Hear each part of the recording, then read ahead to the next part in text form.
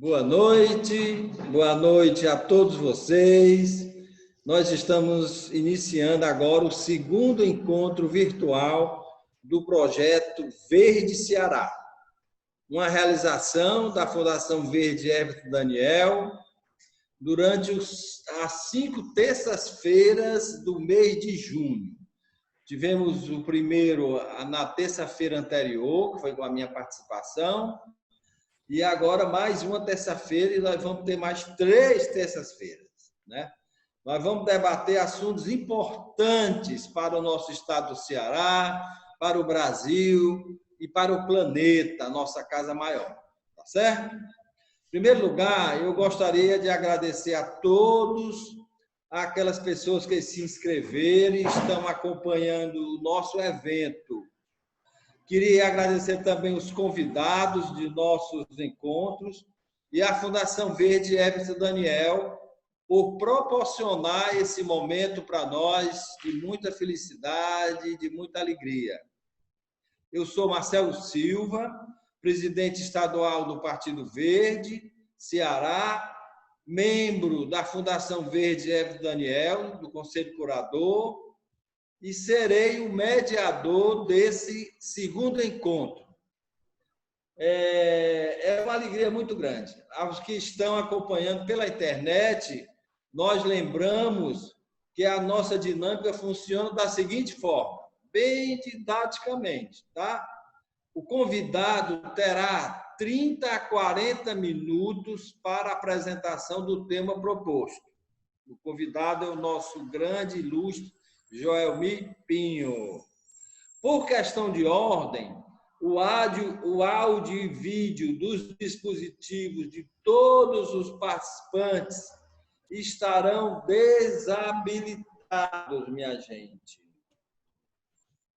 Os participantes que desejarem fazer perguntas aos entrevistados deverão usar o bate-papo para que nós possamos racionalizar melhor. O bate-papo do aplicativo Zoom. Ou então enviar os questionamentos para o WhatsApp do projeto Verde Ceará pelo número 85, né, aqui do Ceará, pelo número 98107 7104. Vou repetir. 98107 7104. A única exceção é para os participantes surdos, que terão suas câmeras ligadas para fazer as perguntas em Libras. Para tanto, nós temos a nossa grande Beatriz e o nosso grande Ricardo. Lembrando que o nosso evento será acessível em Libras, com o apoio da nossa intérprete agora, Beatriz Maia. Sem mais delongas, eu gostaria de chamar o nosso convidado ilustre de hoje, que é o nosso amigo Joelmi Pinho. Joelmi é educador, gestor social e escritor, graduado em Administração Pública e Gestão Social, e atualmente o Joelmi é diretor-geral da Escola de Políticas Públicas e Cidadania Ativa, que é a nossa grande parceria nesse projeto. Eu convido agora, com muita honra, o nosso querido amigo Joelmi Pinho. A bola é tua, Joelmi! Maravilha, Marcelo. Vocês conseguem me ouvir bem? Tranquilo? Vamos lá. Eu acho que a gente pode desabilitar, né, a câmera aqui de Marcelo só para otimizar o espaço, tá certo? Eu vou me permita lhe tirar um pouco do ar, tá, Marcelo? Por um instante. E aí eu queria reforçar uma coisa que Marcelo fez agora há pouco, que é extremamente importante, tá? Eu queria pedir que, por gentileza, todos vocês deixassem os vídeos de vocês e os áudios desligados, para evitar, no caso do áudio, interferência, alguma conversa de fundo que acabe chegando para a gente, interferindo no processo de diálogos e reflexões. né? E, no caso dos vídeos, para que a gente possa otimizar o uso dessa tela que vocês estão vendo aqui, que vai ser dividida entre a minha conversa, a minha fala, a interpretação que vai ser feita por Bia e por Ricardo, e ainda os slides que a gente vai, vez ou outra, recorrer a eles para facilitar o nosso diálogo, tá bom? Então é isso, eu queria começar agradecendo muito, enormemente, o convite e a confiança da Fundação Verde para me somar a esse processo com vocês. Eu acho que a gente está aqui num momento muito especial, né, desse país, e a gente precisa aproveitar esse momento para refletir, né, não só em função da pandemia, mas também em função do que a gente está vivendo no contexto político, econômico e social, para refletir sobre esses caminhos e descaminhos que o Brasil tem tomado, né? E como é que a gente pode, enquanto militantes, enquanto movimento social, enquanto cidadãos e cidadãs, contribuir para que esse processo seja o mais, enfim, para que a gente consiga mudar esse cenário, tá bom? O tema que me foi proposto para essa nossa conversa de hoje é instigante, é picante, mas é extremamente necessário que a gente o faça, né? O mote da nossa prosa será a extrema-direita no poder, a eleição de Bolsonaro em 2018 e as eleições de 2020. E aí eu vou dividir minha fala basicamente em 3 blocos, né? Primeiro eu vou tentar um pouco contextualizar como é que a gente chega, né? Como é que ao longo dos últimos anos, a partir principalmente do início dos anos 2010, isso que a gente está chamando de extrema-direita, esse movimento, que a gente está chamando de extrema-direita, vai conseguindo ocupar cada vez mais espaço em esferas de poder, seja nos parlamentos, seja nos governos locais ou em outros espaços de poder, né? Isso é fundamental para a gente entender que o que está acontecendo no Brasil não é uma questão exclusiva nossa. Portanto, não dá para olhar para o Brasil de forma isolada sem entender esse contexto mais global que envolve o avanço da extrema-direita no poder. E aí a gente precisa, inclusive, entender o que é que a gente está chamando de extrema-direita, né? Dentro desse processo todo, a gente tem aí um episódio que é a eleição de Jair Bolsonaro em 2018. Em que contexto isso se deu e de que forma Jair Bolsonaro chega à presidência da República, trazendo consigo toda essa marca que é a característica do movimento de extrema-direita global do século XXI. Tá? E, por último, como é que as eleições de 2020 qual é o papel que a gente tem nesse processo eleitoral de 2020 frente a esse cenário global e nacional, tá? Então, eu vou tentar distribuir minha fala. Por aí eu tenho aproximadamente 30, 40 minutos para essa fala e queria pedir que Marcelo, por gentileza, me ajudasse nessa questão do tempo, me avisando aí quando faltar mais ou menos uns 10 minutos para eu tentar fazer os arremates. Depois a gente abre para o diálogo, né, para a interação. Eu queria começar a nossa conversa lembrando que exatamente hoje completa-se 818 dias do assassinato da vereadora Marielle Franco e do motorista Anderson. Há 818 dias, a gente pergunta, inicialmente a pergunta era quem matou Marielle, nós já sabemos quem matou Marielle, e agora a gente precisa saber quem mandou matar e por quê, né?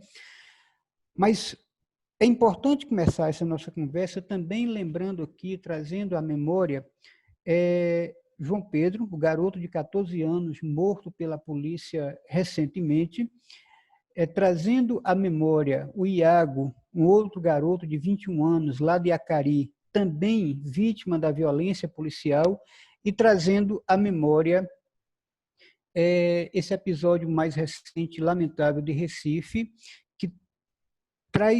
do garoto Miguel, que traz consigo, né, que escandaliza, que escancara, perdão, uma série de outras questões que precisam ser urgentemente discutidas nesse país, que passam pela questão do racismo, dentre tantas outras questões, né? Bom, É isso, em memória, então, dessas pessoas, eu queria trazer essa conversa, mas queria também aqui trazer para essa conversa, trazer para esse nosso encontro de hoje, o Gabriel Aguiar, geógrafo Gabriel Aguiar, militante da causa ambiental, que tem se oposto de forma muito contundente ao processo de destruição do Parque Sabiaguaba e, em função disso, tem sido frequentemente ameaçado.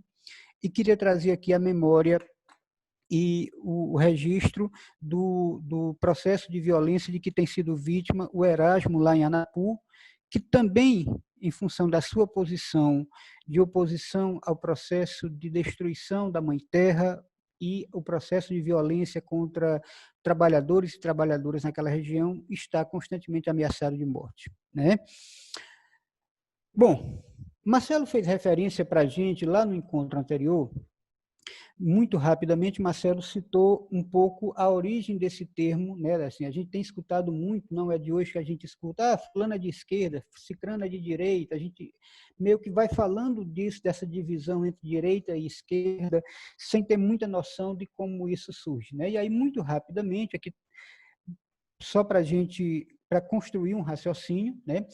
Do ponto de vista político, o termo surge durante a Revolução Francesa, só para a gente entender, então, a origem política do uso desses termos, esquerda e direita, no campo político. O uso do termo surge durante a Revolução Francesa, que, durante basicamente aí uma década, né, vai fazer esse processo de construção com o fim, com a derrubada da monarquia, com a derrubada do rei Luís XVI, com a tomada da Bastilha. Esse movimento vai construir uma nova França, né, no que a gente passou a conhecer como Revolução Francesa. E esse movimento se divide em dois grandes blocos, embora tivesse cada um deles também suas divisões internas. Mas um primeiro bloco, chamado de jacobinos, que sentava-se à esquerda da presidência, né, da mesa que dirigia os trabalhos na Assembleia, no parlamento francês. Esse grupo chamado de jacobinos, liderados aí sobretudo por Robespierre, formado pelo que a gente passa a conhecer como os comuns, que era basicamente a classe em ascensão, né, a burguesia francesa, um grupo em ascensão ali naquele momento, e, de outro lado, os girondinos, que sentavam à direita do parlamento, à direita da mesa diretora dos trabalhos, que tinham como principal referência o Pierre Brissot, e que tinha como aliados, né, reunia aí um setor, uma parte considerável da aristocracia francesa. Porque é importante entender isso, né? A aristocracia francesa que vai tomar parte na Revolução Francesa, ela o faz porque ela estava insatisfeita com o rei Luís XVI, com algumas práticas, com algumas atitudes, com algumas decisões do rei Luís XVI. Mas ela não era exatamente um grupo revolucionário. Da mesma forma que o que a gente chama de esquerda, lá na origem, era a burguesia, né? E esse entendimento é fundamental. Com o tempo, a partir dessa ideia inicial de quem tem visões mais progressistas é de esquerda, quem tem visões mais conservadoras é de direita, mas esse aprimoramento esse distanciamento de posições vai se dando com o passar do tempo. Mas, originalmente, a própria esquerda era burguesa, né? Claro que, no seu tempo histórico, isso tinha que ser considerado. Bom, eu não vou me deter muito nesses aspectos, porque eu acho que a gente precisa avançar naquilo que é fundamental nessa nossa conversa de hoje. Mas aí tem uma questão extremamente importante que eu queria trazer para a nossa reflexão, que é o entendimento de que qualquer conceito que a gente vá trabalhar, a exemplo dessa questão de esquerda e direita, nós precisamos situar este conceito no seu tempo histórico e, mais ainda, nós precisamos trabalhar com o que a gente chama de geografia dos conceitos. O que a gente entende como o significado, né, de um determinado termo, de uma determinada expressão, em determinado tempo histórico, em determinada região geográfica, não se aplica necessariamente de forma literal a outros contextos.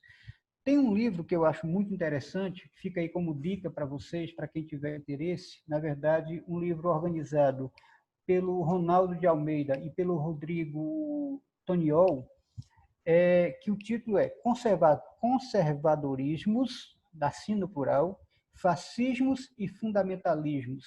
Na verdade, são vários artigos de vários teóricos, de vários pensadores, fazendo análises conjunturais, mas eu queria destacar aqui o fato de que são conceitos apresentados no plural, porque em cada canto, em cada tempo histórico, eles podem ter significados ou expressões diferentes. Tá? Tem um cara, um professor chileno, um professor de ciências políticas do Chile, chamado Rovira Quauhtéser, a pronúncia é sempre esquisita, mas o Rovira ele traz uma coisa que eu acho muito interessante, que foi depois sistematizado numa publicação do site Nexo, que ele vai dizer o seguinte: ele classifica a direita em dois grandes blocos, né, o que ele vai chamar de direita convencional, que é essa direita formada por cristãos, democratas e conservadores, portanto, aí um elemento da dimensão religiosa, né, muito presente nessa visão conservadora e uma perspectiva conservadora de mundo, dos costumes. E o que ele vai chamar de extrema-direita, essa é uma tradução, então tem aí variações, mas o que ele vai chamar de extrema-direita, ele divide essa extrema-direita em dois grandes blocos. A chamada direita radical populista e a ultradireita. O Rovira, ele classificou em 2018, durante o processo de eleição, ele classificou o Rovira como uma figura, classificou Bolsonaro, como uma figura que está nesse meio termo aqui. Estaria no bloco da extrema-direita, entre a direita radical populista e a ultradireita. Eu tenho uma ligeira impressão que hoje o Rovira faria uma releitura e colocaria Bolsonaro mais no bloco da ultradireita, tá? Pelas características que estão sendo reveladas ao longo do mandato do Bolsonaro. Mas é só para a gente ter aí um passeio conceitual, para a gente partir dessa compreensão do que a gente está chamando de extrema-direita, que é o mote, né, o ponto de partida da nossa conversa. Se a gente olhar para o mundo, a gente vai ver aí a partir de 2017, 2014, mas principalmente a partir de 2017, um crescimento considerável dessa chamada extrema-direita no mundo todo. A gente vai ter desde figuras como o Donald Trump nos Estados Unidos, o próprio Bolsonaro no Brasil, na Turquia, o primeiro-ministro da Turquia, né, um perfil de extrema-direita, na Índia, com o Modi, por exemplo. Se você for para as Filipinas, você vai ter uma figura que é muito parecida, de um perfil muito parecido com o perfil de Bolsonaro, inclusive na apologia a armas, né, enfim, que é o Rodrigo Duterte. E na Hungria, o Viktor Orbán, como uma outra figura representativa desse crescimento da extrema-direita no mundo. Alguns pesquisadores, alguns estudiosos têm inclusive chegado a afirmar que se a gente pegar aí as variações da extrema-direita pelo mundo, a gente vai, ou da direita, né, mais extremada, a gente vai ter a presença de movimentos ou de forças políticas consideráveis da extrema-direita em quase metade dos países do mundo, né? E aí você vai ter desde figuras que estão em cargos estratégicos, seja como presidente, seja como primeiro-ministro, até figuras que, mesmo não ocupando hoje cargos no executivo, como é o caso do Matteo Salvini na Itália, são figuras que têm uma força política muito grande e que acabam conseguindo colocar em seus países a agenda de extrema-direita na ordem do dia, né? Algumas características desse pensamento de extrema-direita nos dias atuais, segundo um historiador italiano chamado Enzo Traverso, que vai definir esse movimento ou esse pensamento como pós-fascismo. Tá? A primeira característica trazida pelo Traverso é essa coisa do nacionalismo. E aí vale aqui um destaque. A gente não está falando daquele nacionalismo ufanista, da defesa dos interesses nacionais que, por exemplo, caracterizaram o movimento getulista. Aqui, o nacionalismo que está presente, sobretudo nos Estados Unidos e na Europa, tem uma perspectiva de anti-imigração. É um nacionalismo no sentido de dizer, se você não é estadunidense, se você não é húngaro, se você não é do meu país, você não é bem-vindo. Tá? Mas não é um nacionalismo no sentido da defesa dos interesses nacionais. Bolsonaro é o maior exemplo disso. Né? Qual é o compromisso efetivo que Bolsonaro tem com os interesses nacionais hoje? A gente sabe que nenhum. Né? Pelo contrário, tem assumido uma postura cada vez mais entreguista. Né? A outra característica desse movimento de extrema-direita no mundo todo é o autoritarismo, que é a rejeição escancarada a qualquer perspectiva de democracia real, porque na prática, aliás, no discurso, a turma até fala em nome da democracia. A gente tem escutado muito isso aqui no Brasil, né? Medidas extremamente autoritárias, mas com uma tentativa de justificá-la ou tentando vinculá-las à democracia. Ou então, ao criticar, por exemplo, alguém que faz uma crítica ao governo, faz isso dizendo que isto não é democracia, que não é democrático criticar, por exemplo. Né?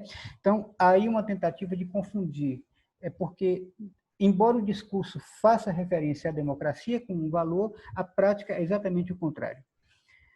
O terceiro elemento, que está presente nos líderes, mas está presente também nos adeptos, nos seguidores, nos simpatizantes desses líderes, de forma muito forte, é a cultura do ódio, a intolerância e a violência. Né?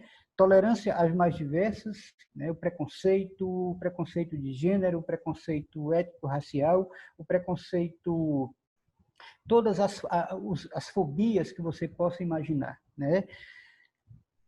Um outro elemento muito forte que caracteriza esse movimento de extrema-direita no mundo todo é um fundamentalismo religioso, que não é só religioso, porque ele acaba também tendo uma dimensão política e ideológica. Né? Não é à toa que em quase todos esses países em que a extrema-direita chegou ao poder, chegou com uma forte aliança com lideranças religiosas ultraconservadoras, ultrarradicais, fundamentalistas. Basta a gente ver qual é o segmento, ou quais são os segmentos das igrejas no Brasil que apoiam Bolsonaro. Né? A outra coisa que é muito presente nesse pensamento fundamentalista do século XXI é o negacionismo, é você negar a própria história e a ciência. Há quem diga, por exemplo, e o próprio Bolsonaro diz isso, que nós não tivemos ditadura no Brasil. Então, é alguém que é capaz de negar o óbvio, mas nega não por convicção, nega por conveniência mesmo, porque é claro que sabe-se que esse país teve ditadura. Né? A propósito disso, tem um livro que eu recomendo para quem tiver interesse em mergulhar um pouco mais nisso, um livro do jornalista Eduardo Reina, chamado Cativeiro Sem Fim. Nesse livro, o Eduardo Reina conta a história de crianças e adolescentes que foram, inclusive bebês, que foram sequestrados durante a ditadura por militares, crianças filhas de pessoas que se opunham ao regime, como forma de pressão, de tortura psicológica, mas também acreditando que, ao fazer isso, estavam fazendo um bem àquelas crianças, porque eles iriam ser criados por uma família do bem, entre aspas. Né? Associada a essa perspectiva negacionista, a gente tem visto uma estratégia muito forte de fake news, de notícias falsas, e a gente tem visto o crescimento de um conceito também muito recente, que eu vou voltar a ele já, chamado pós-verdade. Tá? E, por último, mas não menos importante, na economia, prevalece, dentro dessa extrema-direita, uma perspectiva econômica neoliberal ou ultraliberal, que no Brasil tem como principal representante no governo o ministro Paulo Guedes. mas tem no Congresso Nacional, por exemplo, a bancada do Novo, né, do Partido Novo do Amoedo, dentre assim, vários outros grupos, mas, sobretudo, né, essa ideia da economia neoliberal, que é a ideia de que você precisa ter um Estado mínimo, né, de que você precisa reduzir os investimentos sociais, mas o Estado mínimo para os mais pobres. Porque na hora de socorrer, por exemplo, a economia, o Estado precisa estar presente. Essa é a lógica da economia neoliberal ou ultraliberal, especialmente nesses tempos de pós-fascismo, né? Bom, em linhas gerais é isso, né, um pouco da caracterização dessa ideia de pós-fascismo a partir da perspectiva do Enzo Traverso. E aí eu falei anteriormente, né, desse conceito de pós-verdade. E o que é isso? Em 2016, o dicionário Oxford, que é um dicionário famosíssimo, né, por identificar terminologias ou palavras novas e que estão na onda e que estão na moda, o dicionário Oxford consagrou o termo pós-verdade como a palavra do ano de 2016. E como é que essa palavra é conceituada? Ela é usada para referir-se, e aí eu vou abrir aspas para o dicionário Oxford, circunstâncias na qual os fatos objetivos têm menos influência na formação da opinião pública que aquelas que apelam para a emoção e a crença pessoal.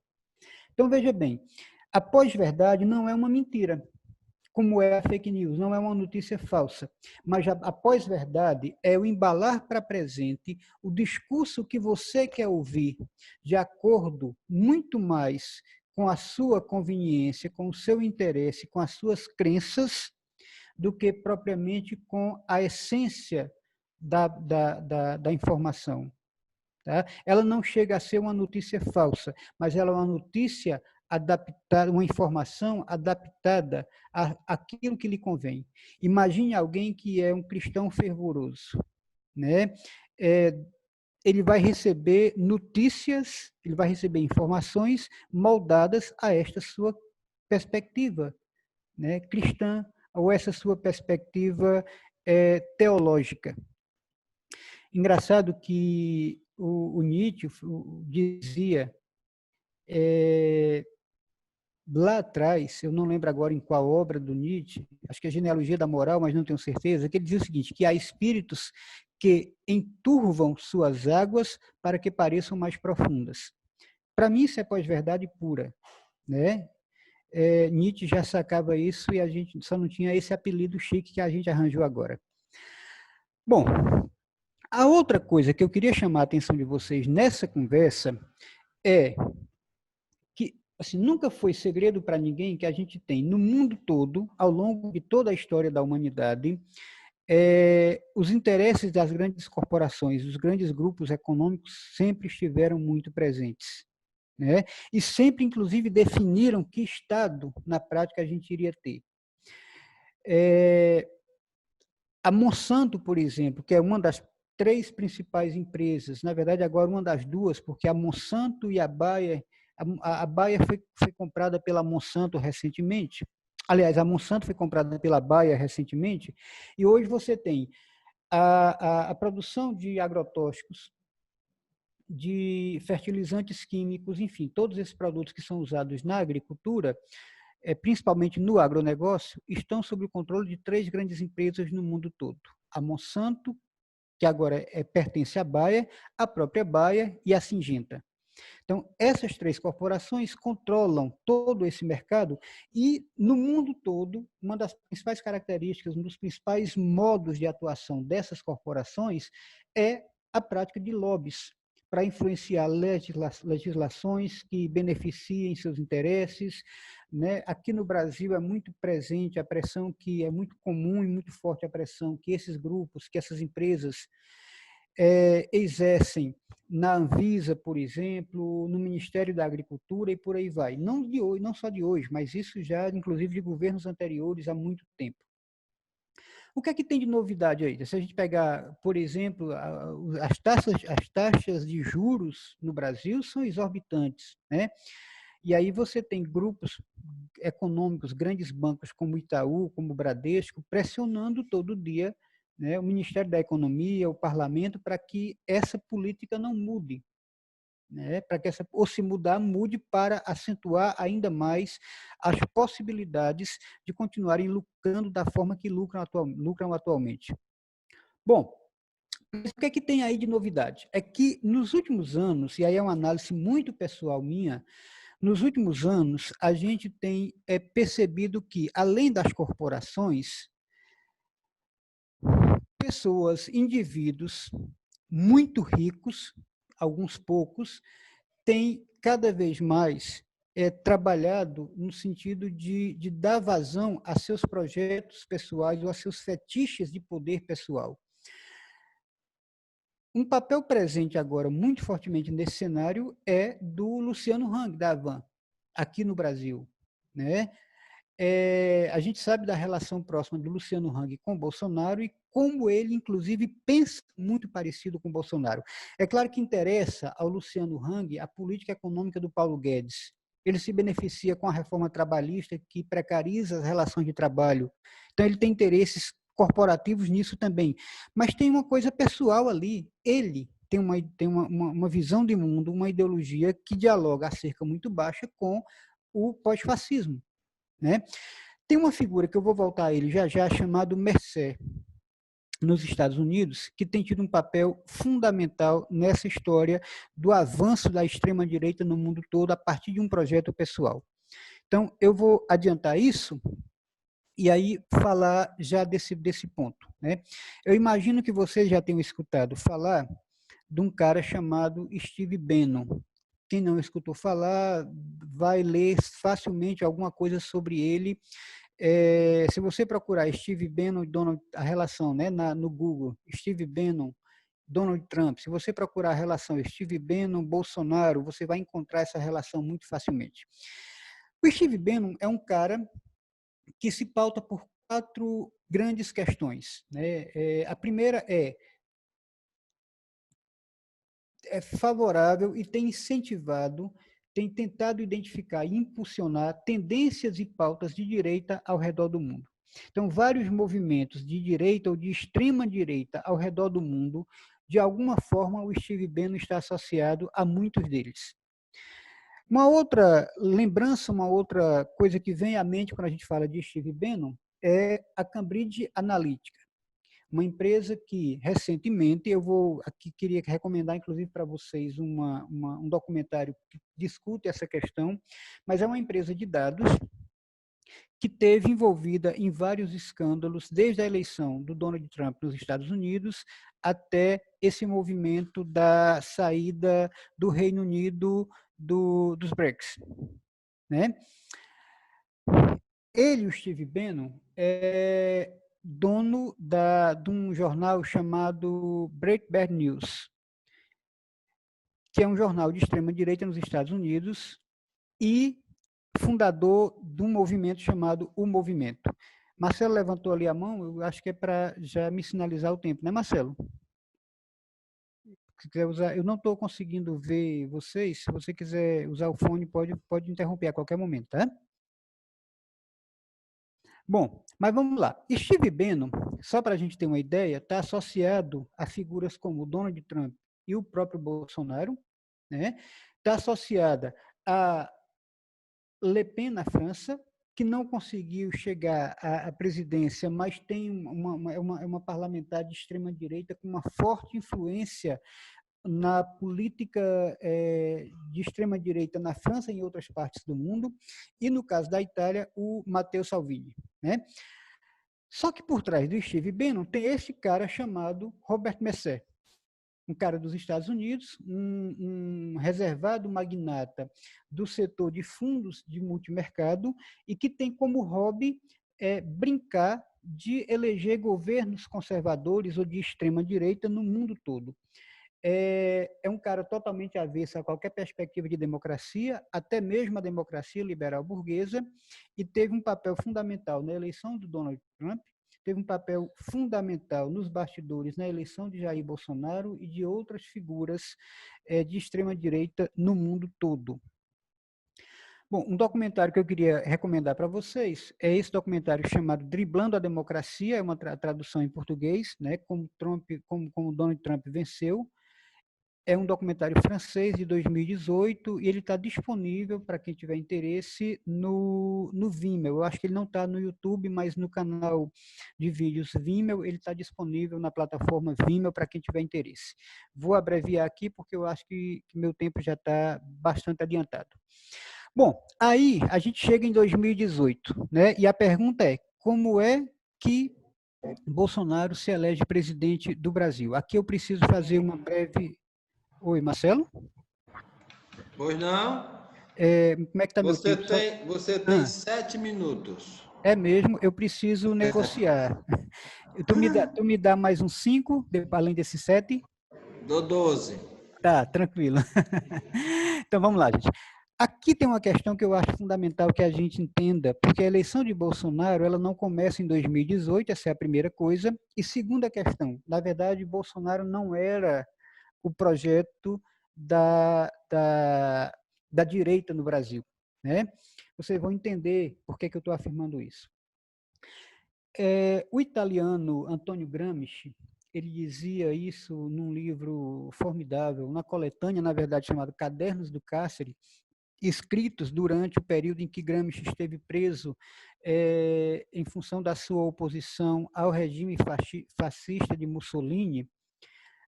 Gramsci dizia, em outras palavras, né, que quando você tem o velho modelo, o velho mundo agonizando, carcomido, em ruínas, e um novo mundo ainda não foi parido, ainda não nasceu, o que se instala, que ele vai chamar de nesse claro escuro, irrompem os monstros, ou seja, o que se instala nesta transição entre o velho que não morreu e o novo que não nasceu,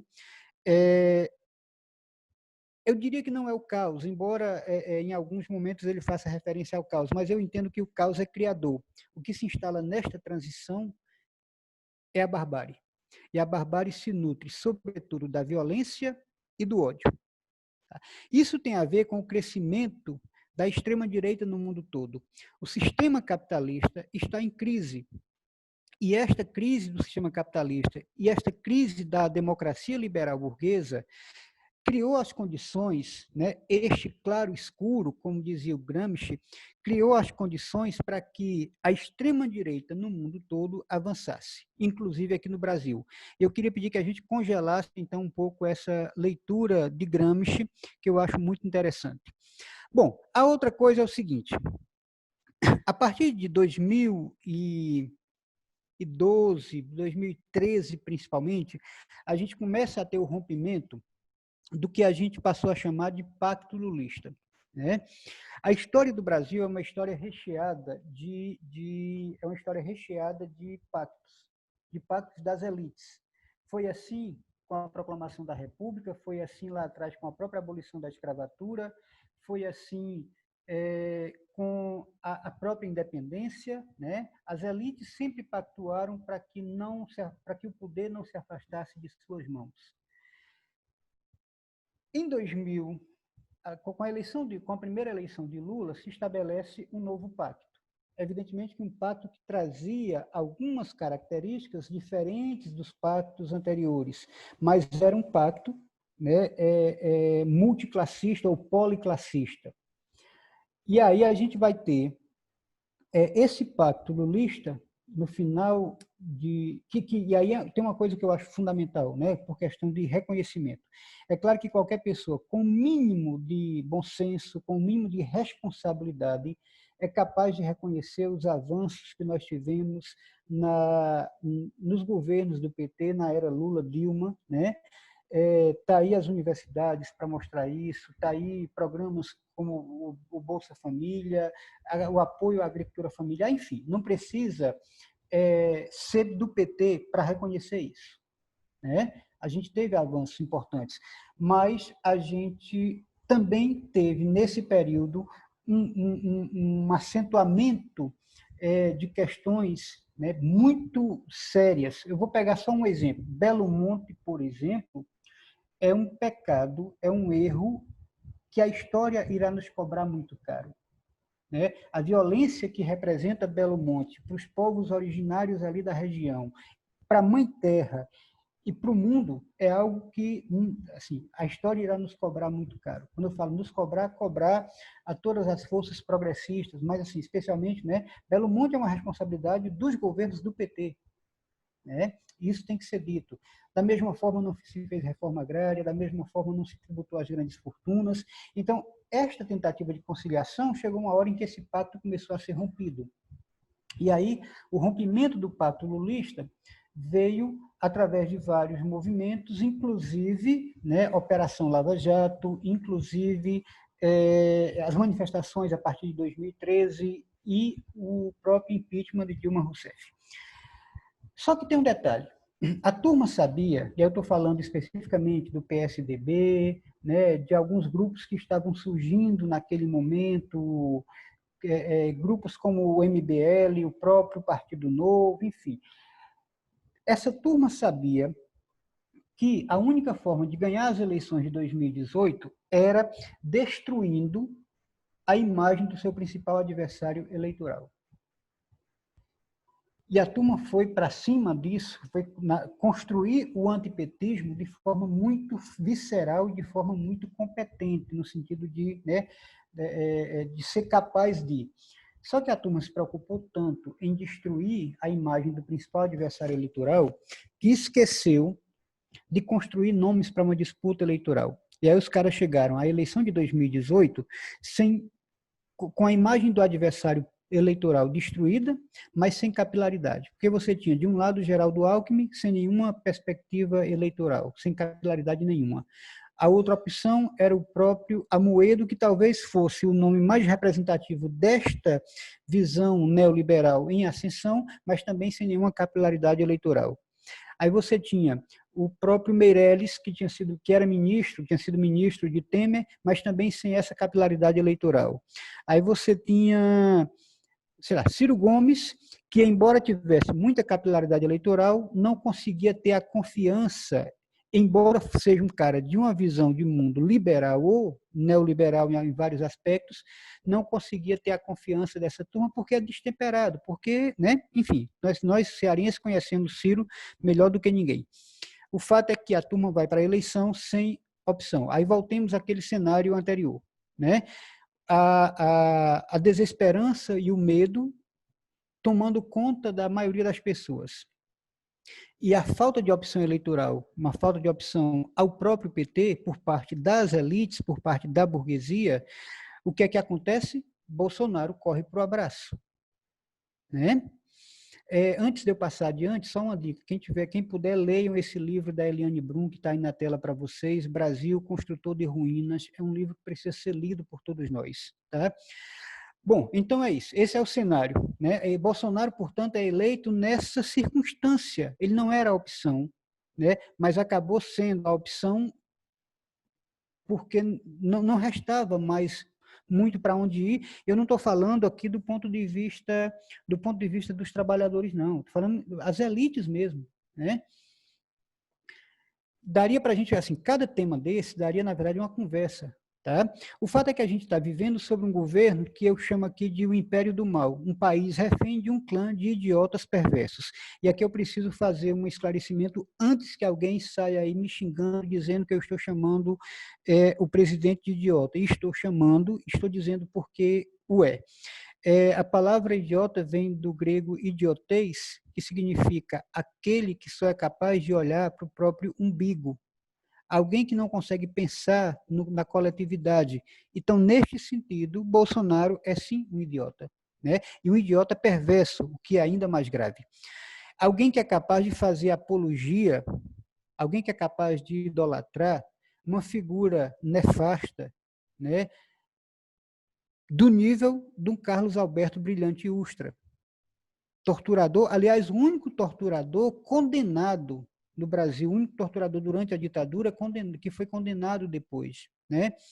Esse depoimento que vocês têm aí na tela é um depoimento do Gilberto Natalini, que é vereador em São Paulo pelo Partido Verde, numa entrevista para a Folha de São Paulo em 2019. Eu não vou ler o depoimento, para otimizar aqui o tempo, mas esse material, inclusive, eu posso disponibilizar para vocês depois, para quem tiver interesse, tá?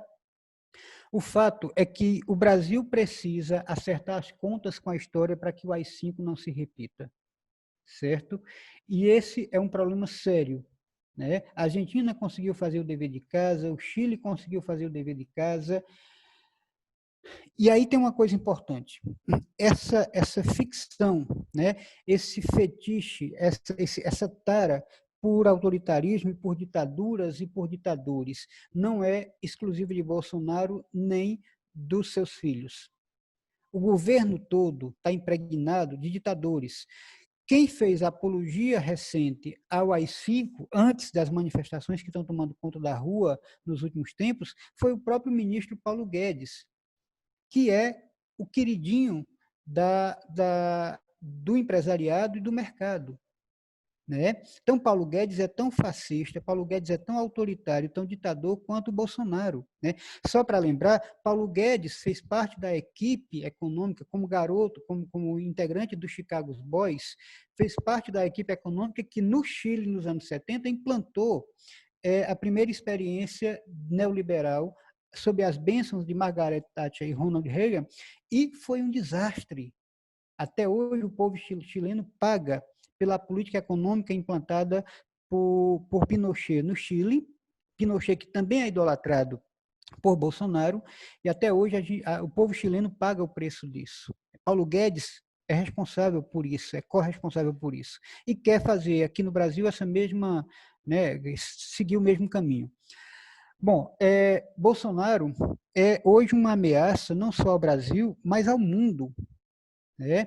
Quando, de forma irresponsável, não só não fiscaliza, não controla a ação perversa Estou fechando, tá, Marcelo?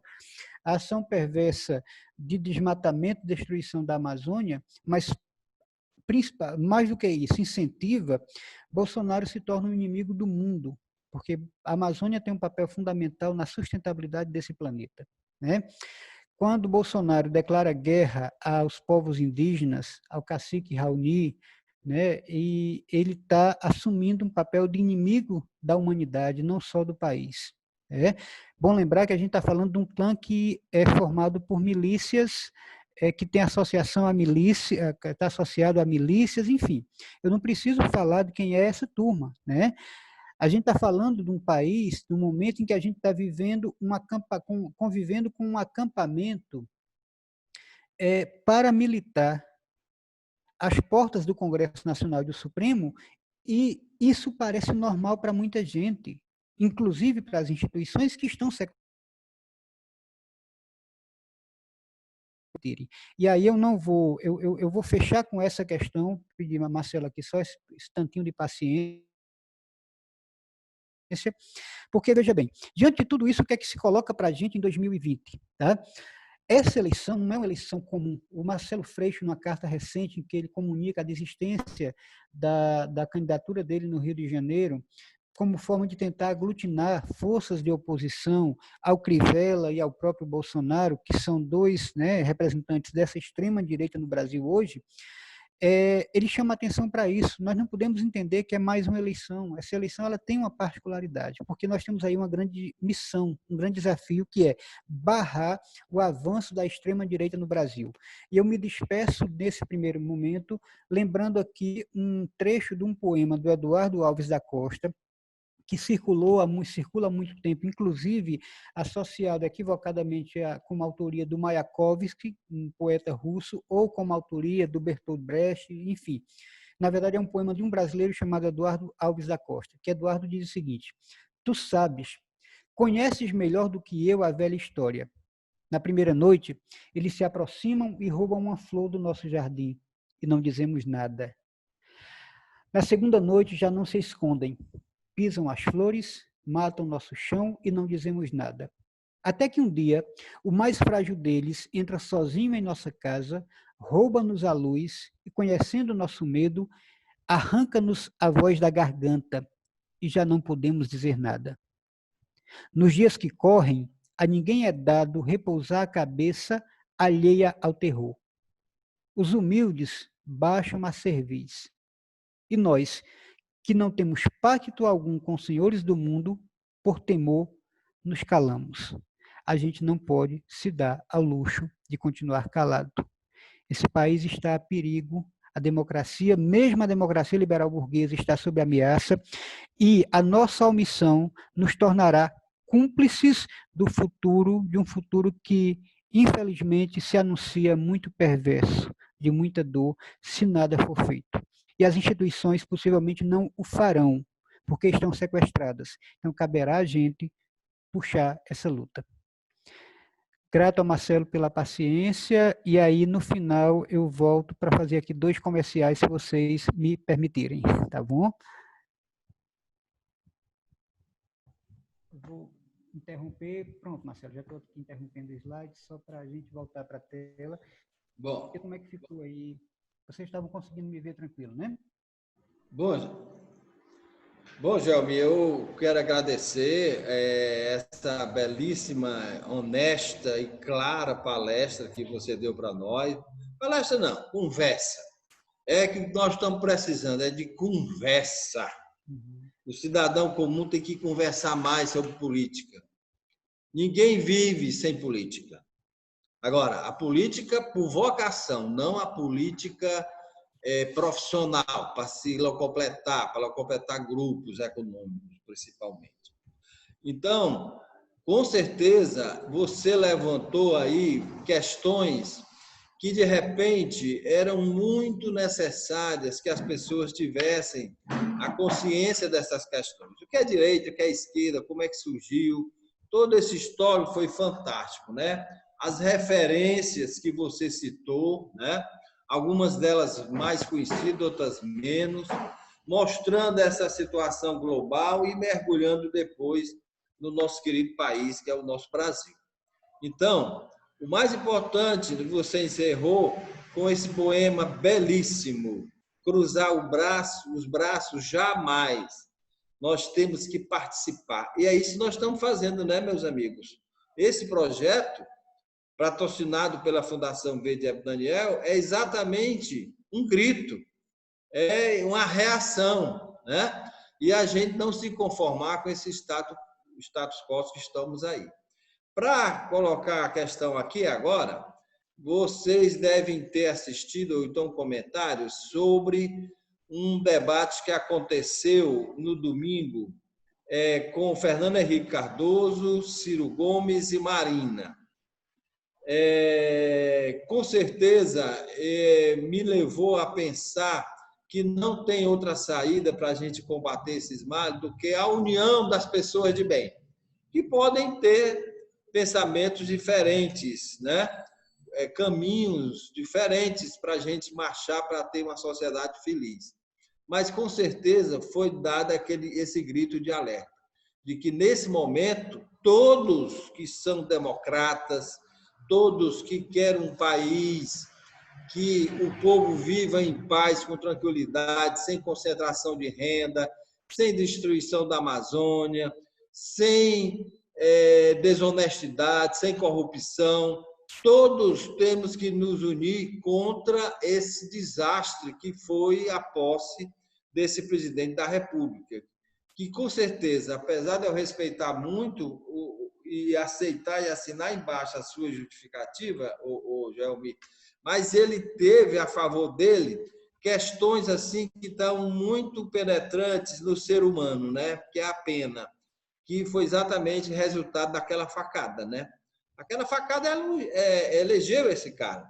Foi com a facada que ele não participou de nenhum debate. Ele nunca se mostrou a cara dele. Então, muitos se enganaram.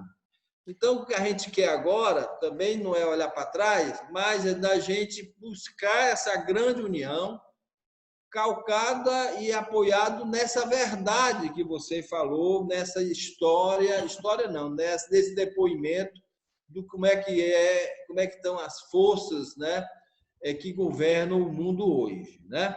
Então, parabenizo a você, muito, muito bem. Eu tenho certeza que nós vamos ter agora, depois com a sua outra palestra, a continuidade desse processo. Então, vamos aqui as perguntas. Eu não poderia deixar de fazer esses comentários.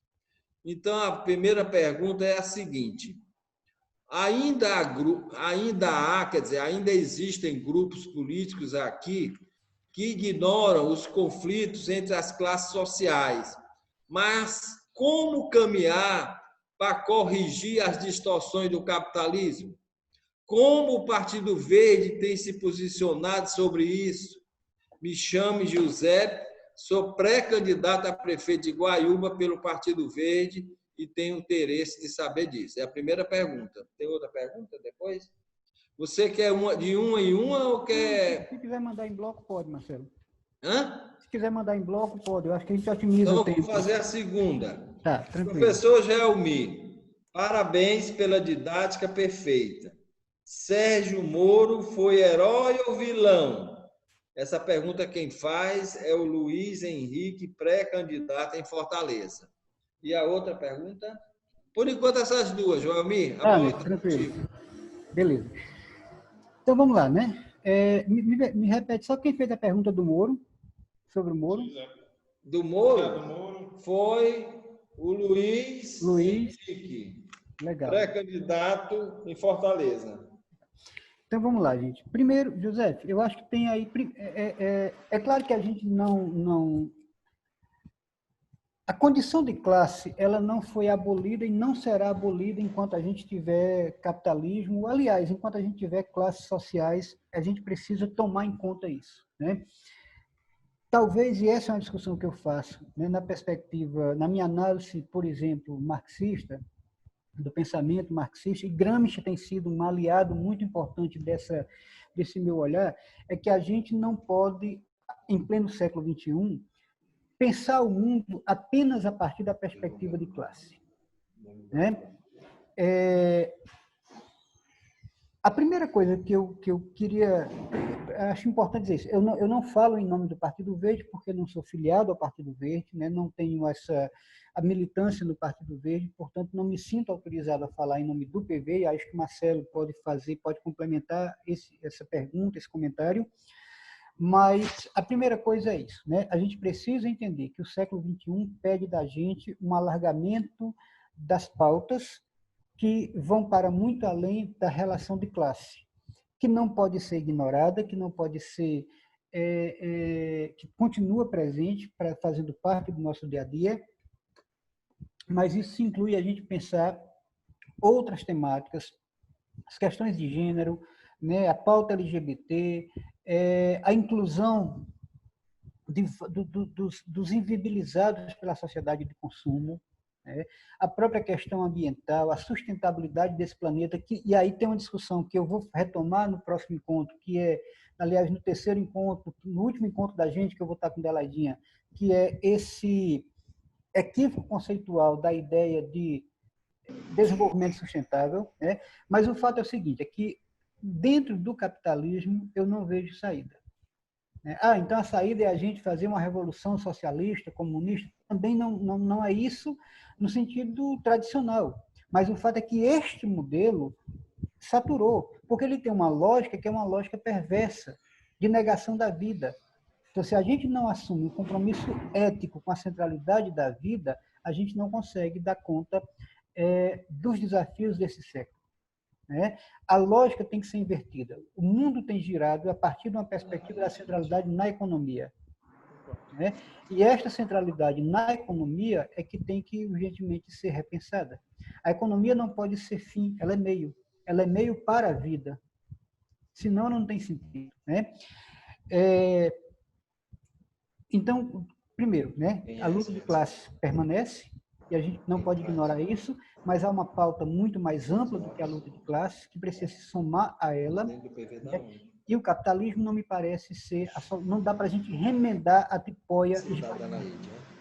Não dá para a gente remendar a tipóia poída. Eu não sei como é que Bia vai fazer a tradução de tipóia, né? Mas, enfim, coisas do Cariri, né, Bia? A gente conhece esse linguajar. Com relação a Sérgio Moro, Luiz, eu escrevi lá atrás, quando ninguém tinha coragem de dizer, de questionar o falso herói, né? Tem um artigo meu que está no meu blog, está no meu livro Janelas, depois eu vou fazer, com autorização do Marcelo, fazer a propaganda, mas tem uma discussão que eu faço lá atrás, que é, o título do artigo é, referindo-se a Moro, né? Um falso herói para um falso problema central. Então, para mim, Moro sempre foi um grande embuste, né? A sua trajetória como jurista era uma trajetória pífia, né? Isso não tinha muita dificuldade para a gente achar os vacilos do Moro como jurista, e uma figura de um caráter bastante complicado, né? A forma como ele conduziu, e aí eu não estou aqui discutindo, a questão talvez não seja não estou aqui fazendo a defesa, eu acho que sim, nós tivemos erros, o PT cometeu enormes erros, inclusive de corrupção mesmo, isso não se discute não, mas a forma como foi conduzido o processo foi uma forma totalmente irresponsável e criminosa, né? Então, Moro é, para mim, um falso herói para um falso problema central, porque a corrupção, embora seja um câncer que a gente não pode alimentar, que tem que ser extirpado, também não é o nosso único problema. Não adianta você ter um país menos corrupto do mundo com a fome, com as pessoas dormindo com fome todo dia, né? Então, eu acho que eu tentei aqui fazer uma síntese das duas questões, e aí a gente vai conversando à medida que vai surgindo, né? Ok. Bota. Joelmi, agora nós temos mais duas perguntas, tá? Beleza, Ney. A primeira é da nossa querida Adelaide. Ela pergunta o seguinte, ela lhe parabeniza, tá? Pela palestra, pela conversa, e ela pergunta o seguinte: a inexistência de educação política na formação traz que tipos de consequências para a nossa vida comum? Essa é a pergunta da Adelaide. E a pergunta do Vicente Lopes, presidente do PV de Sobral. Um grande abraço aí a Sobral, a nossa solidariedade, né? Porque Sobral, nós estamos tendo muitos casos, né, de coronavírus. Então, o Vicente Lopes pergunta o seguinte: como, Joelmir, avalia o caminhar da Frente Ampla sem o Partido dos Trabalhadores? Só, né? Vocês só querem saber isso. Vamos lá. Peladinha, gratidão, viu, pela generosidade, irmã. Eu espero ter conseguido responder a expectativa mesmo de vocês. Mas vamos lá. A gente tem um conceito, tem uma ideia de educação. Ricardo, um abraço, viu, irmão? A gente tem uma ideia de educação que se confunde com a ideia de ensino. Essa é a primeira coisa. Quando a gente fala de educação, a gente está falando, na verdade, ao conceito clássico, tradicional de ensino, que é aquilo que a gente faz na escola.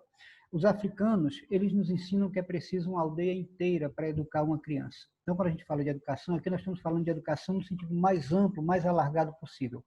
E, neste sentido, né, a educação política e cidadã é fundamental. Se a gente tivesse, aí eu acho que é preciso fazer uma meia-culpa, sabe? Voltando aí aos 13, 14 anos, quase 14 anos de governos do PT, né?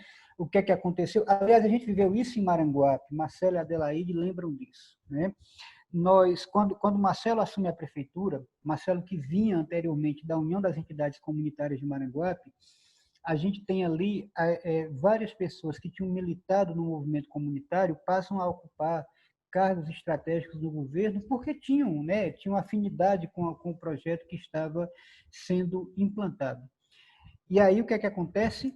O movimento popular de Maranguape, o movimento comunitário mais especificamente, na euforia disso, agora a gente tem companheiros que estão na prefeitura, começam a acreditar que todos os problemas de Maranguape se resolveriam porque nós tínhamos agora no governo municipal pessoas que tinham esse compromisso e essa história de luta nos movimentos sociais.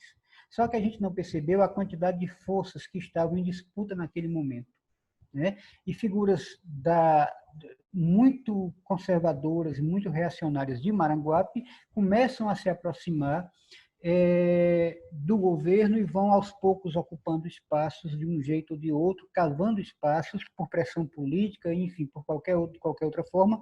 Marcelo viveu essa história, né? E aí a gente vai, e o movimento popular vai perdendo esse espaço, né?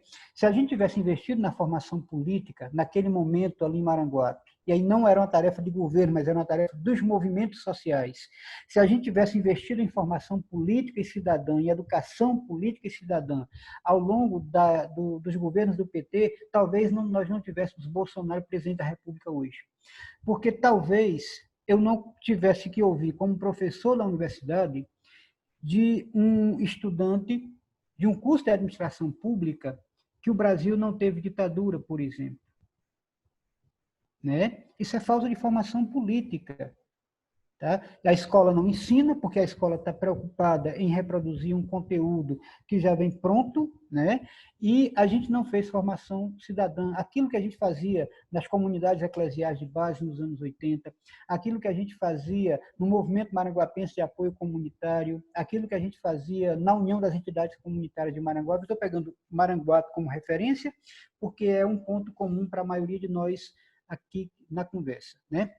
Mas sim, Dadinha, faz muita falta essa formação política. E essa é uma tarefa fundamental nossa daqui para frente. Tá? Para que a gente não tenha que, de novo, ouvir dessa garotada que está aí, que é fruto da nossa geração, que é fruto da omissão ou da displicência da nossa geração, coisas absurdas como essa, de dizer que a gente não teve ditadura no Brasil, por exemplo. Né? Então, eu acho que esse é um desafio importante, é uma missão que nos cabe agora tentar reparar este erro histórico, tentar recuperar esse tempo histórico. Vicente, eu acho que tem muita água ainda para passar debaixo da ponte. Eu espero, sinceramente, que... Eu até entendo, sabe? Entendo mesmo algumas mágoas do ex-presidente Lula, né? Imagino que alguém, assim... Falei disso agora há pouco, PSDB, por exemplo, tem grande responsabilidade na construção do antipetismo, que resultou, dentre outras coisas, na prisão de Lula. Né? O Sérgio Moro, né? A família do Sérgio Moro é toda ligada ao PSDB. Então, Sérgio Moro estava assim, a serviço desse projeto o tempo todo. Então, essa mágoa até é compreensível. A questão é que agora a gente precisa olhar para uma questão que é muito mais ampla. Né? Se nós não fizermos nada, se a gente não conseguir barrar o avanço da extrema-direita nas eleições de 2000, e aí vamos esquecer a eleição de 2022 por enquanto. Tá? 2022 é um outro cenário, é uma outra discussão que vai depender muito do que a gente faça agora. E agora a nossa missão é frear o avanço da extrema-direita nos municípios. Porque se esses caras chegam às prefeituras e às câmaras municipais, o estrago é grande. O estrago é grande. Então, assim, tem um desafio enorme aí. É uma questão de sobrevivência mesmo. Tá? Eu espero ter... E aí, assim, eu acho que o PT vai ter a sensatez de rever, de pensar melhor esse processo, porque é uma responsabilidade histórica muito grande. Tá? Mas volto a dizer, não me sinto no direito... Aliás, tem uma coisa que eu gosto muito, tem um ditado popular, Marcelo, você conhece, que diz assim, diga-me com quem andas, que eu direi quem tu és. Eu não me sinto no direito de dizer a ninguém quem a pessoa é, porque eu não me sinto no direito de julgar ninguém. Mas eu posso dizer o seguinte, diga-me com quem andas, que eu te direi se vou contigo. E candidatos que se aliem à extrema-direita nesses municípios, não só não conte comigo, como conte com a minha oposição. Visceral, porque é uma questão de sobrevivência agora. Nós precisamos garantir o mínimo de dignidade e de respeito à pouca democracia que ainda nos resta. E essa é uma tarefa que é coletiva. Inclui o PT. Precisa incluir o PT, que é um partido que tem um peso importante. Né? Não pode ser ignorado.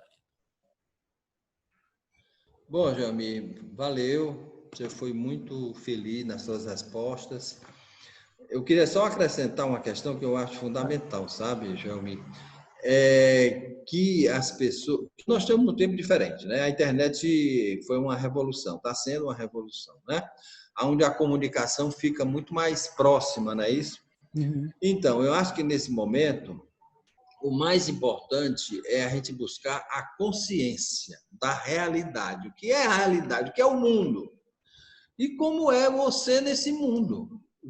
Quais são os teus propósitos? Você está pensando só em você? Em ser feliz? Em ter um emprego? Se dar bem? E você não está vendo aí, por exemplo, como é que estão as famílias brasileiras, a concentração de renda, falta de habitação, a saúde com essa crise que não estava não estava desenhada, enfim. Então, é importante a pessoa ter uma consciência profunda, sem aquela, porque eu tenho observado, eu acho que você também, qual é o grande discurso hoje do bolsonarismo? É dizer que é contra a corrupção. Só isso, eles não têm outra alternativa, não tem. Quem é que não é contra a corrupção? Todos têm. Elegeram isso como se isso aí fosse a única variável da equação. Essa é uma variável, mas existem muitas outras, não é verdade? Então, eu parabenizo a você. Então, a palavra é essa. A gente tem os problemas, você saber a causa do problema, a causa da causa do problema, a causa da causa do problema.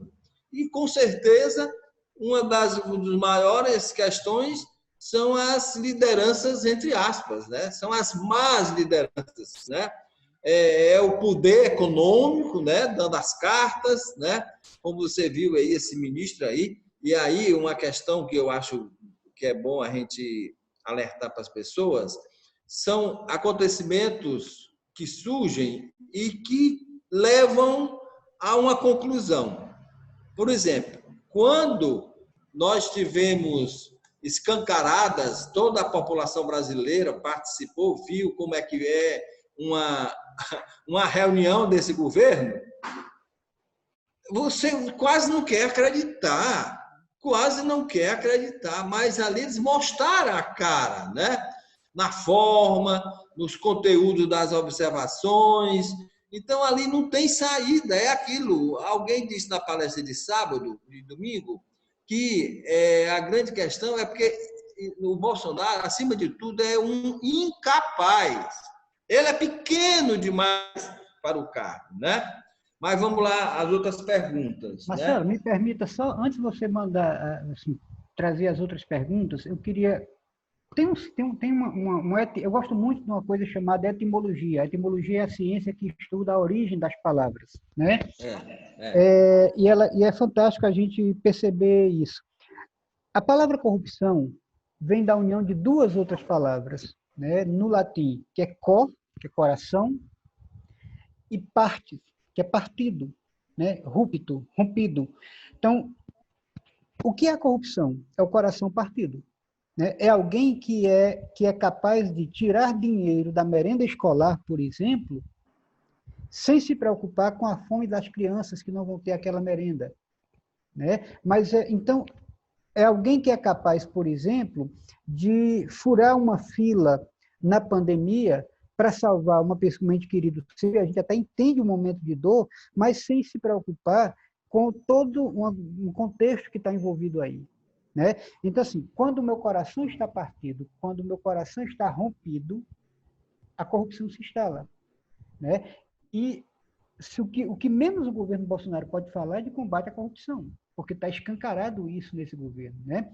O Papa Francisco disse uma vez, numa entrevista recente, há 1 ano e meio, para a TV 2000, que é uma TV italiana, algo muito interessante. Ele disse que a doença deste século é a cardiosclerose, é o coração que esqueceu de amar, que esqueceu de cuidar, que esqueceu de acolher. Então, para mim, o melhor remédio contra a corrupção, claro que o combate, né, exemplar é fundamental, mas o melhor remédio contra a corrupção é o amor, é o cuidado, é o afeto. Se a gente educa nossas crianças nessa perspectiva, a corrupção é eliminada do nosso meio, porque as pessoas, uma vez comprometidas com o amor, com o cuidado, com o respeito, não serão capazes de deixar o seu coração se partir para fazer mal ao outro. Muito bem, João amigo, vamos lá. Nós temos as seguintes perguntas. Do Danúcio Almeida, para você, qual é a perspectiva da eleição de 2020 para os novos candidatos? Como faz um debate democrático com o povo nas pequenas cidades do Ceará? E aí eu boto aqui um parêntese, né? Como é importante o poder local, né? Como é importante valorizar o município, né? Porque é lá que tudo acontece, é lá que a vida existe próximo, né? Então, daí a importância dessa eleição agora, que eu acho essa eleição municipal mais importante que a eleição para presidente da República, eu acho. Bom, a outra pergunta é o seguinte, Rivanildo Silva é o nome dele. Ele é pré-candidato em Fortaleza. Ele pergunta o seguinte, como formularmos e disseminarmos um novo discurso que combata o discurso fascista, entre parênteses, que tenta ganhar mais força, fecha parênteses. Um discurso que seja voltado para a justiça, sustentabilidade e democracia. Essa é a pergunta do Rivaldo Barbosa. E tem a última pergunta desse grupo agora, que é do Gerivan Alves. Ele pergunta o seguinte, ele dá boa noite, né? E gostaria, se pudesse responder, se vai interferir na minha campanha. Fiz o cadastro do auxílio emergencial, o sistema diz que eu não tenho direito ao auxílio porque sou político eleito. Eleito eu não sou, entre parênteses, eu já fui candidato, fecho parênteses. Não sou eleito, já fui em vários lugares para ver se resolve esse problema. Fui até no TRE, disseram lá que não era que resolvia. Gostaria de saber se isso vai dar alguma promessa de algum problema da minha campanha. Vai ter algum problema na minha campanha? É uma pergunta com certeza de cunho bem particular, né? Bom, agora vem aqui, como fazer o eleitor que está desiludido com a política para o nosso lado? Porque o voto branco e nulo está aumentando. A outra, ele é esse rapaz, o Dênio Marques, ele é pré-candidato aqui na cidade de Fortaleza. E vem a outra, que é do Cícero Vicente. Ele pergunta o seguinte, boa noite, professor. A minha pergunta é se nas eleições de 2018 não havia candidatos bons, então em quem votaríamos? Se temos que exercer o nosso papel democrático? Ele falou isso. São essas perguntas. Depois tem mais, tá? Beleza, gente. Vamos lá. Eu vou tentar aqui fazer um apanhado geral. Tem algumas questões que dialogam umas entre as outras, né? Começando, acho que Danúzio abriu a rodada, né? Sim, Danúzio, eu acho que são 3 pré-candidatos. A democracia, ela é um conceito em permanente construção, né? Mas um elemento fundamental na democracia, em qualquer democracia, é o diálogo, né? E aí a gente meio que perdeu de vista isso. Eu acho muito complicado a gente fazer campanha em período eleitoral, né? O tempo é muito curto para a gente fazer esse diálogo de forma mais aprofundada, mas eu acho que uma coisa que a gente pode pensar é em fazer, assim, uma estratégia que eu gosto muito é essa coisa de ir a cada lugar, a cada comunidade, conversar com as pessoas olho no olho, sabe? Por outro lado, isso tem a ver com a pergunta acho que é do Dênio, né? Que as pessoas estão desencantadas, as pessoas estão desiludidas, né? Jogaram, inclusive, as últimas fichas numa eleição que foi esse desastre que a gente tá vendo aí. E aí, como é que a gente faz esse diálogo de forma que as pessoas se interessem por essa conversa, né? Nós temos uma experiência na Escola de Políticas Públicas e Cidadania Ativa, que é o uso do áudio, isso não em campanha, evidentemente, mas nós temos 2 projetos nossos que valem-se do audiovisual como recurso pedagógico, né? Por exemplo, o projeto Ponto Doc é um projeto que exibe documentários curtos e após a exibição do documentário, a gente abre um bate-papo, uma roda de conversa com as pessoas. E eu acho que essa é uma estratégia importante, sabe, para a gente partir de um dia, que não seja aquela conversa, né? É mais um candidato levando prometendo alguma coisa para a gente, né? Imagine você chegar numa comunidade rural com um documentário de 20, 30 minutos no máximo sobre a agricultura familiar. E você tomar isso como ponto de partida para conversar com as pessoas, né?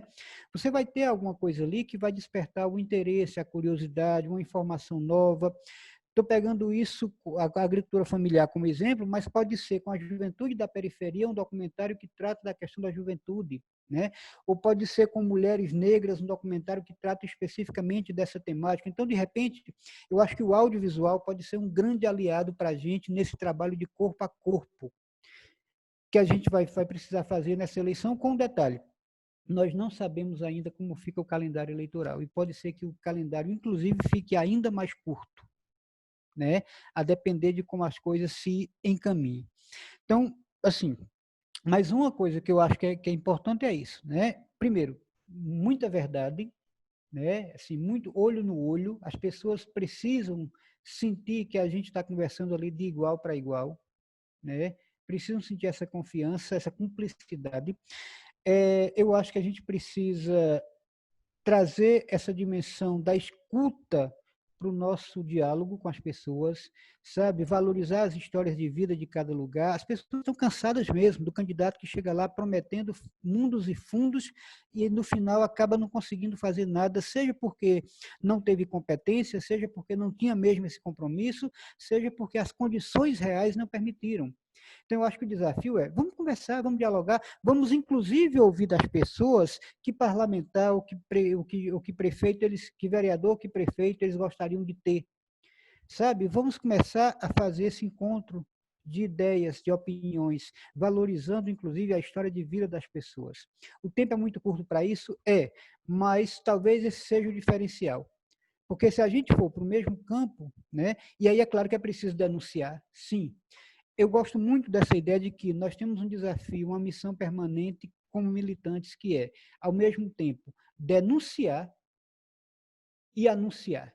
É preciso denunciar as coisas, os malfeitos, é preciso denunciar aquilo que não está legal, mas é preciso também anunciar essa boa nova. E esse anúncio pode ser fruto de uma construção coletiva, de um diálogo, de uma escuta.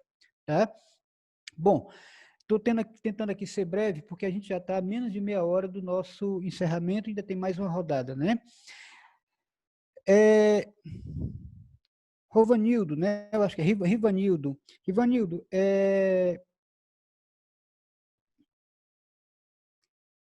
como é que a gente combate o discurso fascista, né? A gente foi educado a acreditar que o oposto do amor é o ódio, né? O tempo todo nós aprendemos isso. E eu estou convencido de que o oposto do amor não é o ódio, é o medo. Porque é o medo que me faz odiar. Então, a gente tem aí, nesse caminho, um desafio enorme que é, primeiro, não se combate ódio com ódio. Né? De novo, é preciso denunciar, sim, mas é preciso fazer isso sem abrir mão da amorosidade, sem abrir mão dessa capacidade, sabe? Sem se enraivecer, porque a raiva só faz mal a gente. Né? A raiva é, na verdade, um desejo de matar o outro tomando o veneno. Como é que eu mato o outro tomando o veneno que eu daria ao outro? Né? Isso é a raiva, isso é o ódio. Né? Então, como é que a gente transmuta isso tudo, esse discurso de ódio, para convidar as pessoas a negar o ódio e a perder o medo, e ao perder o medo, aprenderem a amar? Sabe? Parece romântico, né? Assim, como é que a gente faz isso numa eleição? Mas, assim, se a gente for, né, para o embate, reproduzindo o velho modelo, a gente vai apenas alimentar esse processo. É preciso desmontar, porque na hora que você chama para o diálogo amoroso, essa turma perde chão. Não se discute com um fascista gritando, porque é isso que ele espera da gente. Se conversa, se discute com um fascista quando é possível discutir, porque às vezes nem isso é, mas sabe, a melhor forma de dialogar com um fascista, quando isso é possível, é trazendo para um campo que ele não se sente confortável, que é o campo do amor, do afeto, da solidariedade. Aí a gente desmonta qualquer arma dos caras, né? Deixa eu ver se eu consigo Gerivan, assim, na verdade, esse problema que você está vivendo, de tentar receber o benefício e não conseguir, não é um problema só seu. Todo mundo que tem registro, teve registro de candidatura, mesmo quem não se elegeu, mesmo quem teve 3, 4, 5 votos, numa falha do sistema, que não é a única, tem vários problemas esse sistema, só para você ter uma ideia. Um sistema que você digita o CPF e ele não puxa automaticamente seus dados, numa plataforma federal, ele é muito ruim. Tecnicamente, né, ele é muito frágil. Então, ele é todo cheio de falhas e uma delas é essa. Mas não se preocupe com relação à candidatura. Você não vai ter problema para registrar sua candidatura, até porque é uma outra eleição. Tá certo? Agora, para receber o benefício, muito provavelmente você não consiga. Esse é um dos problemas que acho que é proposital, tá? Foi uma forma de tentar aí, porque assim, não interessa, lembra que a proposta inicial era pagar só R$ 200 de benefício, quando o Congresso aprova 600, isso desmonta a estratégia inicial do Paulo Guedes e equipe.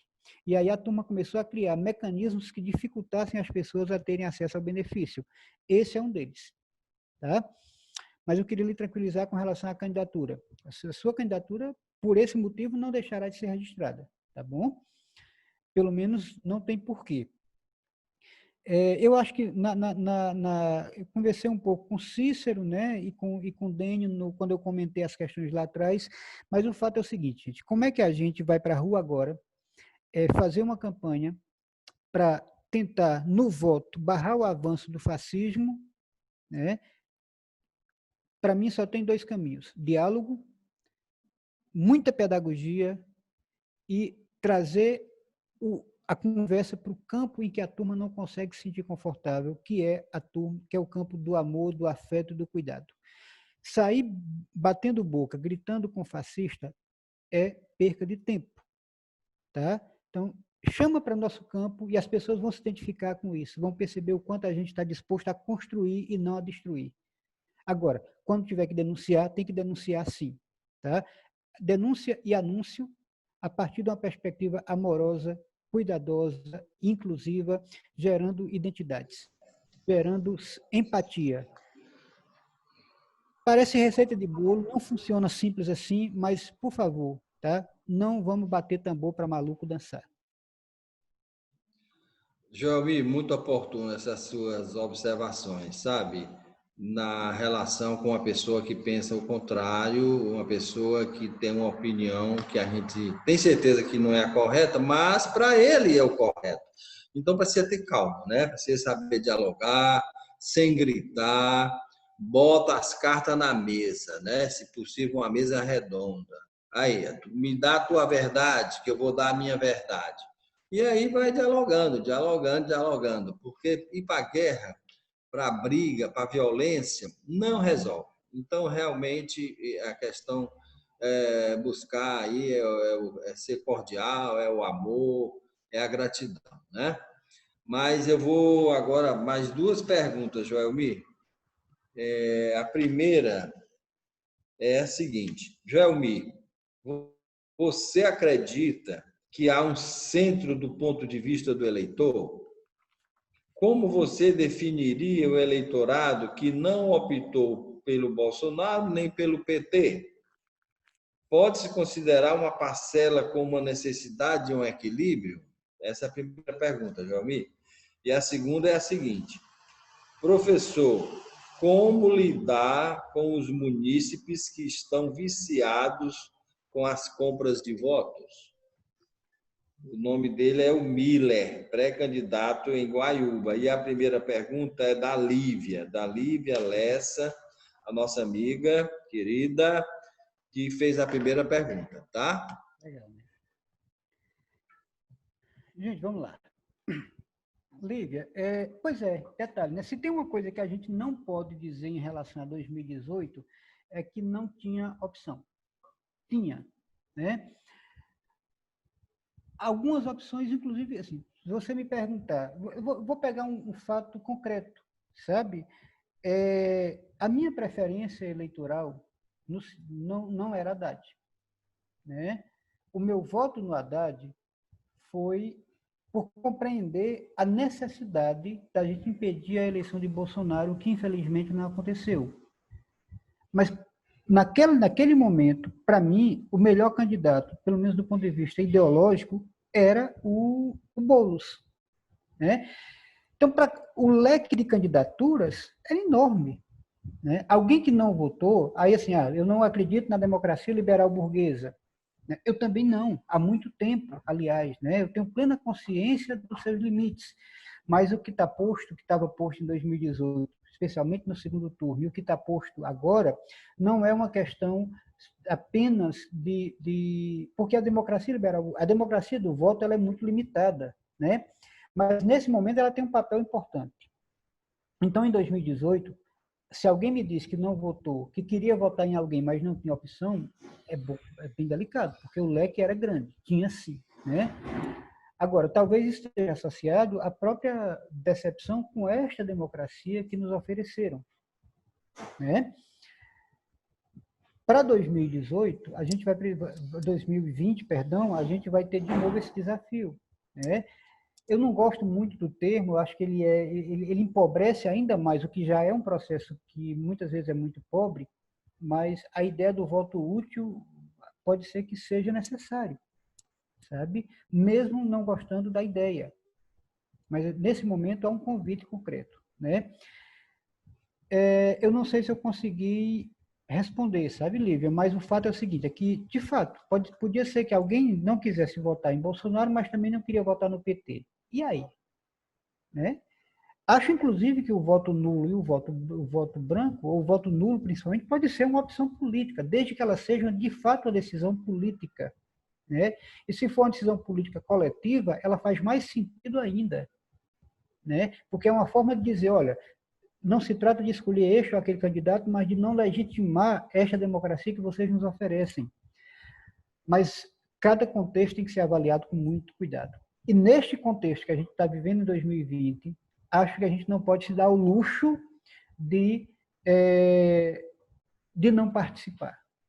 Por mais que isso seja difícil para mim dizer, sabe? Mas eu estou sendo muito realista neste momento. E aí, assim, né? Como é que a gente qualifica eleitor num processo eleitoral? Miller, não qualifica. Né? A gente não tem tempo de mudar o jeito do eleitor perceber a importância da eleição e a importância do voto durante uma campanha, certo? Esse trabalho é um trabalho que é contínuo, que é demorado, que é lento e que teria que começar bem antes. Durante a eleição, o processo é muito real, é disputa voto a voto mesmo, não adianta a gente se iludir. Agora, a pergunta é, eu estou disposto a alimentar isso? Sabe, como candidato, eu vou fazer parte desse jogo e alimentar esse ciclo vicioso, né? Vale a pena ganhar uma eleição participando desse jogo, dessa forma? Né? E aí, se a gente quer realmente mudar com esse perfil de eleitor, vamos ter que começar a trabalhar numa perspectiva de longo prazo. Naquilo que eu falei anteriormente, inclusive da formação cidadã. E aí, de novo, o audiovisual é um aliado muito importante desse processo de formação das pessoas. É pedagógico, tá? Facilita o diálogo, aproxima porque gera identidade, porque gera empatia. Mas, enfim, eu estaria sendo irresponsável se eu lhe dissesse que a gente consegue mudar a opinião de eleitor viciado durante a campanha eleitoral. Não muda. A gente pode até conquistar o voto sem precisar entrar no jogo, porque conseguiu criar ali uma relação de simpatia. Mas os valores não se mudam assim do dia para a noite. Acho que consegui responder, né, Marcelo? Marcelo saiu? Desculpa aí, rapaz. Mas é o seguinte, Joelmi, eu acho que uma questão também que é fundamental, né, a gente lembrar, porque são tantas questões, né, rapaz? A gente precisa ser muito disciplinado a cabeça da gente, né, para saber administrar essas questões, não é isso? É a questão da transparência, né, Joelmi? Transparência é a palavra, né? Com certeza, né? E que é uma das condições para a democracia, a transparência. Mas a pergunta agora é a seguinte, qual é?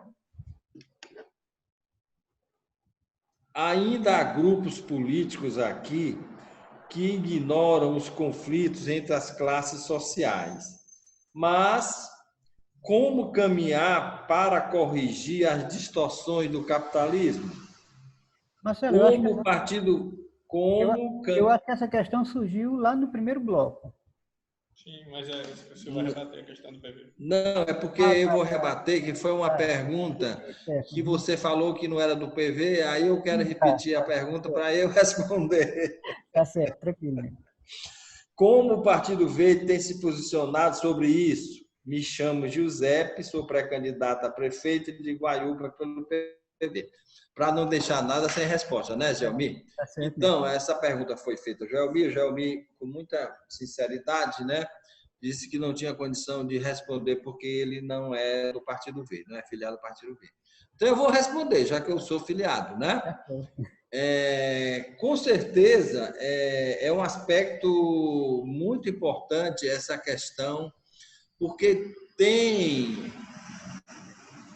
procedimento, aquela impressão que é muito comum das pessoas, que o Partido Verde, até pelo nome, a sua única causa possa ser ambiental.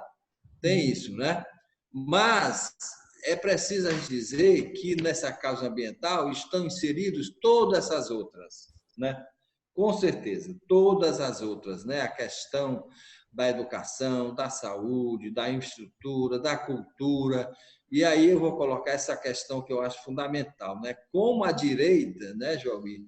Talvez você não tenha focado isso, mas como a direita ela dispensa, né? Ela rejeita a cultura e a arte, porque a cultura e a arte são instrumentos de muita denúncia, né? De muito catucar, né? De muito denunciar, de muito propor situações boas para a vida, né? Então, o Partido Verde, ele com certeza ele levanta essa questão do equilíbrio social. Nós, com certeza, somos contra essa loucura desse capitalismo que aí está.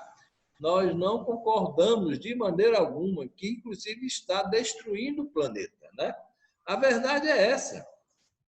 Mas a gente tem que ver que a gente está entrando num novo momento e a gente não pode, de maneira alguma, ficar com todas essas verdadeiras denúncias e posições que o nosso querido Gelmi propôs na noite de hoje. Nós não podemos ficar alheio com relação a esta questão de que há esperança. Há esperança, né? Não vamos ficar desiludidos de maneira alguma. O que está acontecendo hoje no mundo, né? Essa reação à questão do racismo, né? Devido àquele gesto, né? Que repercutiu no mundo todo, né? No mundo todo.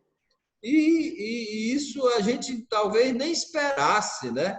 Então, mas mostra de que pode haver uma hibernação, né? Pode haver uma acomodação, mas as pessoas sabem separar o que é bom e o que é ruim, né? Então, o que está acontecendo agora no Brasil, né? Que domingo, né? A questão das pessoas irem para a rua, apesar da pandemia, apesar de proibição por causa da doença, da transmissão da doença, mas já começa uma reação, né? E isso provoca também você juntar pessoas que, de repente, poderiam ser consideradas adversárias, mas não inimigas, né? E que se juntam agora porque a nossa meta maior é a defesa da democracia, é a defesa das instituições, é a defesa, acima de tudo, da liberdade, que é a coisa melhor do mundo, é a liberdade. Não tem coisa melhor do que a liberdade, né? Agora, a liberdade com responsabilidade, né? Então, Joelmi, e nós encerramos aquelas perguntas, eu acho que foram perguntas muito pertinentes, né? Você foi muito feliz, pé no chão, e é muito importante que não só as pessoas que estão tendo agora a oportunidade de ver isso numa tela de computador ou de telefone, mas que agora, como as conversas estão sendo gravadas, e aí a gente já dá essa divulgação, né? Quem não assistiu pode assistir tranquilamente no outro momento, né? Talvez muitas pessoas tivessem outros compromissos hoje, tal, mas fica aberto aí o projeto Ceará Verde, né? Que nós vamos ter essa sua palestra replicada, né, editada, para que as pessoas tenham essa oportunidade de ver sua boa, belíssima palestra, oportuníssima, oportuníssima. Ixi, Maria, falei, muito oportuna, pronto, me saí bem. Muito oportuna, né? Porque é isso que está precisando, meu amigo, é a gente de coração, um coração cooperador, um coração que ame, né, as pessoas, que ame a natureza, né, e que possa a gente ter um novo mundo. Não está legal esse mundo que está aí, não está. A verdade é essa.